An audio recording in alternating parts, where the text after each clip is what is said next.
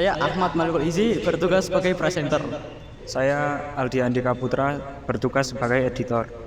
Saya Vina Putri Soleha, bertugas sebagai kameramen. Saya Mda Nur Afhani, bertugas sebagai membuat makalah. Terima kasih.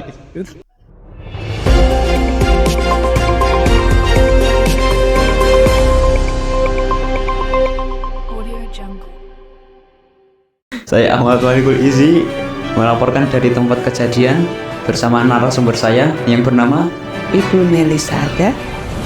Saya ingin memberikan beberapa pertanyaan. Pertama, kira-kira berapa lama seseorang bisa ahli membuat keranjang? Itu tergantung kemampuan seseorang. Kadang ada yang 6 bulan, kadang ada yang 1 tahun, bahkan ada yang 1 bulan. Pertanyaan kedua, ada berapa variasi keranjang yang biasa Anda buat?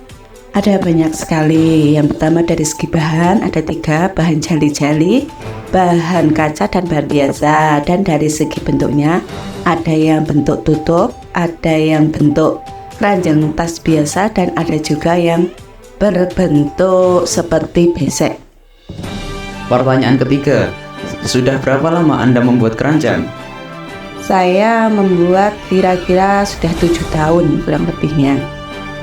Pertanyaan keempat, tantangan apa saja saat membuat keranjang? Yang pertama, tantangannya saat kita membuat eblean, bisa jadi ebleannya junjing karena kita tidak berkonsentrasi dalam membuat. Dan yang kedua, dalam segi kenaikan, kadang ada yang naiknya kurang tinggi, ada yang ke bawah, dan banyak sekali lah tantangan. Pertanyaan kelima, apa saja kendala yang Anda hadapi saat membuat keranjang? Kendalanya adalah kalau bahan kaca, kadang jika anak-anak kita sedang bermain, bahannya terinjak bisa pecah. Jika bahan biasa, kalau terlalu kencang, maka bahan menjadi lebih lentur dan terlihat jelek. Pertanyaan keenam, kenapa Anda memilih untuk membuat keranjang?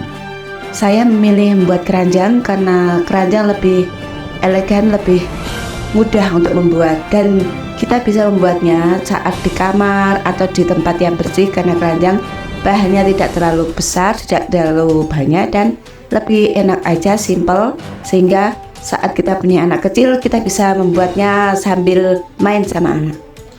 Pertanyaan ketujuh, sudah terjual kemana saja keranjang yang Anda buat?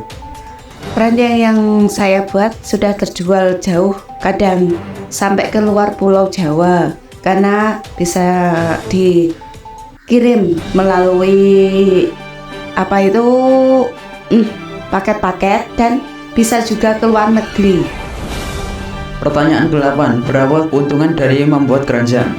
Keuntungannya banyak sekali. Saat kita ada waktu luang kita buat, sehingga kita mempunyai penghasilan. Walaupun dari sedikit-sedikit, kalau kita rajin pasti uangnya akan terkumpul dan lumayanlah untuk menambah kebutuhan sehari-hari.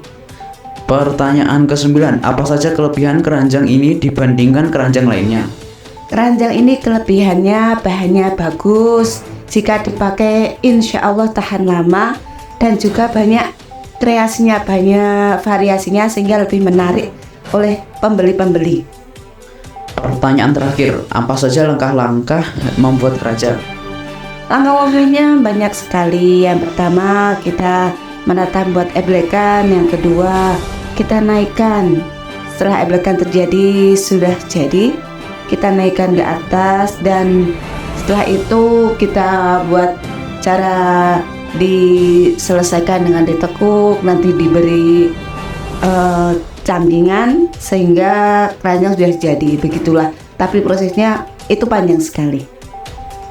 Oke, terima kasih karena sudah menjadi narasumber saya. Sama-sama. Saya akhiri. Wassalamualaikum warahmatullahi wabarakatuh. Waalaikumsalam.